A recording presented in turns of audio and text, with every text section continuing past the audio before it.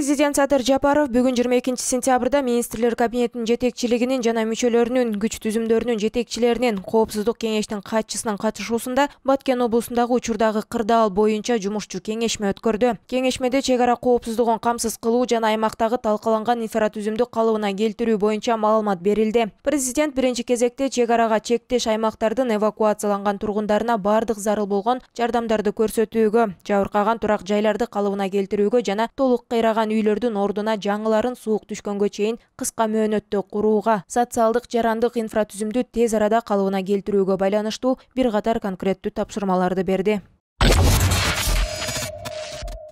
Жогорку кеңештин депутаттары Баткен облусуна кетишти. Алар жергиликтүү калк менен жолугушууларды өткөрө тургандыгы маалымдалды. Бүгүн эл өкүлдөрү мамлекеттик чек аранын кыргыз-тажик тилкесиндеги кырдаал тууралуу министрлер кабинетинин маалыматын жабык эшик артында укту. Аларга Кыргыз Республикасынын улуттук коопсуздук боюнча мамлекеттик комитетинин төрагасы Камчыбек Ташиев жана коргоо министри Бактыбек Бекболотов чек арадагы абал тууралуу маалымат берген. Макул 73 каршы жок, бары 73 катал 77. Сунуш өттү, жабык эшик артында карайбыз аталган маселени. Кызыгы жабык эшик артында өтүп жаткан жыйындан депутат Жусупбек Коргонбай уулунун курал көтөрүп чыккандыгы болду. Ал эми депутат өзү куралды муляж деп атап, бирок аны эмне үчүн жыйынга алып киргендиги тууралуу маалымат айта алган жок. Калашников оюнчук. А эмне алып келдиңер жогорку кеңешке? Балам ден рождениесине. Достояние кирдиңер беле? Коюңузчу. Достояние кирдиңер.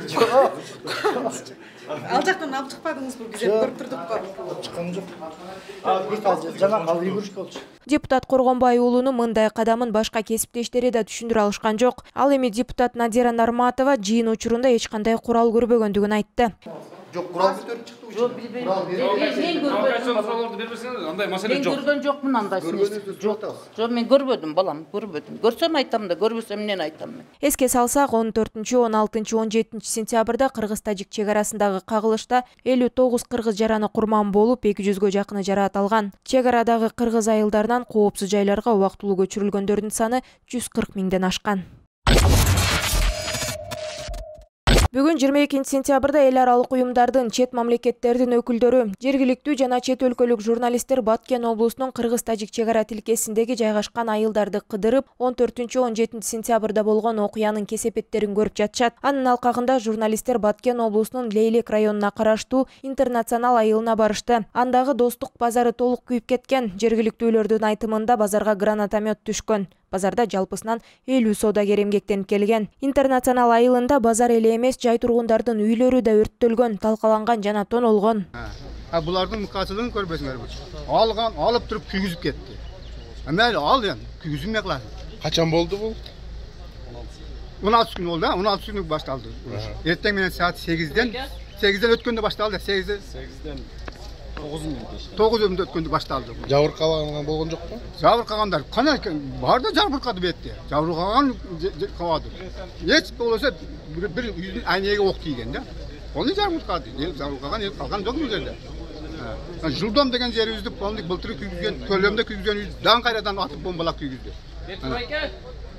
Бул максатта айтпа, арканы айтпагыла болду. Белгилей кетсек, өзгөчө кырдаалдар министрлиги тараткан маалыматка ылайык Тажикстандын куралдуу кол салуусунан улам Баткен облусундагы талкаланган турак үйлөрдүн саны 432ге жетти. Маалымдалгандай, учурда жарандык коргонуунун жергиликтүү комиссиялары тарабынан Баткен облусу боюнча жалпы жабыркаган объектилерди тактоо иштери аяктады. Ошондой эле комиссия 285 короо жайлар, мал сарайлар жана чарбалык объектилер, 6 мектеп, 6 бала бакча, 2 саламаттыкты сактоо уюму, 9 административдик имарат, 26 автоунаа жана башка турмуш тиричиликти камсыз кылуучу 171 объект талкалангандыгын аныктады деп айтылат маалыматта.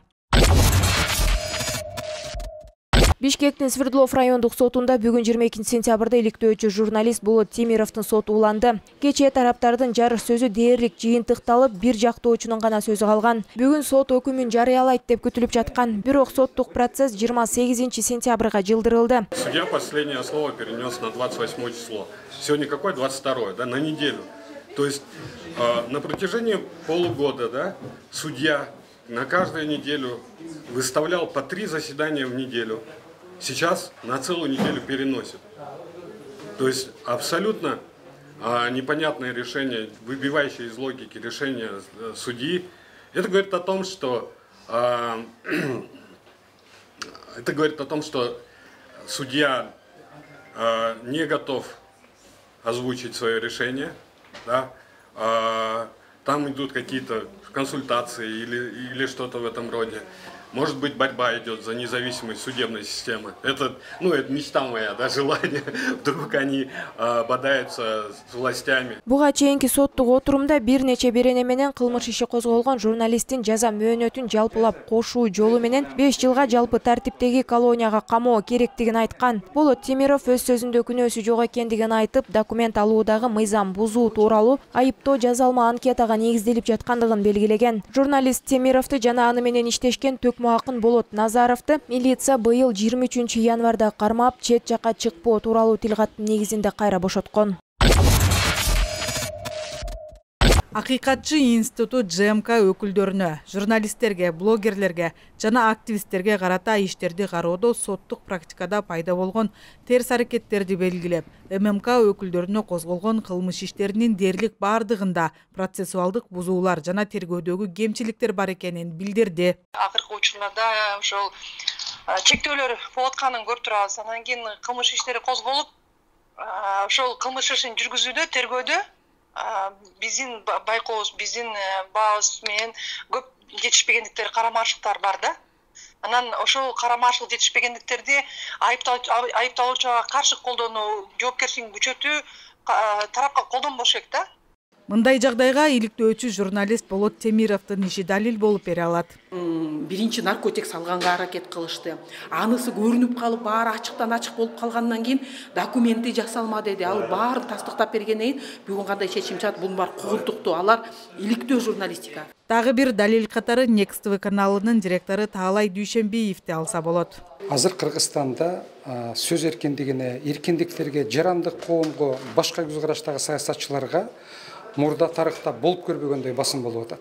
Анткени Кыргызстан, Жапаров менен Ташеев Кыргызстанды диктатуралык, авторитардык мамлекетке айлантканга аракет кылып атышат. Мына ошонун бири катарында бүгүн ушул менин телеканалымдын директору Таалай Дүйшенбиевдин түрмөдө жатканы 7 ай бою эч кандай күнөөсүз, эч кандай далилсиз ушуга далил болуп эсептелет. Буга чейин бийликке жакпаган маалымат айткан активист-блогерлер Адилет Балтабай, Тилек Куренов, Ырыс Жекшеналиевтердин жоопко тартылуусу сөз эркиндигине кысым көрсөтүүнүн белгиси болуп бере алат. Жанагы блогерлерге болгон нерсе бул кугунтук, алар дебатта болуп аткан нерселерди илип койсо да аларды камап атат, 19 жаштасына карабай. Ошон үчүн мен ойлойм, бул Тажикстандын бизге басып келген агрессиясынан кийин биз жапа тырмак болуп алдыга жылыш үчүн кугунтуктар токтош керек. Эгер кугунтуктар токтобой турган болсо, анда кайсы арына барып деген тиги дүйнөлүк аренадан жардам сурайт, өзүнүн элин жапа тырмак кылып чогулта албай атса. Болот Темировдун ичинде, башка ошол активисттердин, Аян Мырзандын ичинде анан көп ушул иштер боюнча жетишпегендиктер тергөөдө көп да, так эмес, толук эмес маалыматтарчы. Анан кийин эми иштин аркасы менен кишини күнөөлүү деп табыш болбойт да. Мүмкүн имиш деген нерсе тергөөдө колдонушу мүмкүн эмес. Анткени бул тактыкты талап кылат турабы? Бүт тараптан иликтөөнү талап кылат. Ошон үчүн азыр биздин сөз эркиндигибизге ошондой чектөөлөр болуп аткандыгы капалантат, анан негизсиз чектөөлөр болуп атат да. Сөз эркиндиги өнүккөн өлкөдө ЖМКнын тийгизген терс таасирине караганда оң жактары арбын. Анткени жакында эле тажик тараптын кол салуусундагы окуяны чагылдырууда дал ушул көз карандысыз маалымат каражаттары активист блогерлердин салымы аркылуу маалыматтык айдыңда алдыга чыгууга өбөлгө түзүлгөндүгү анык. Мындай жагдай өлкөгө аброй гана алып келери айтылууда.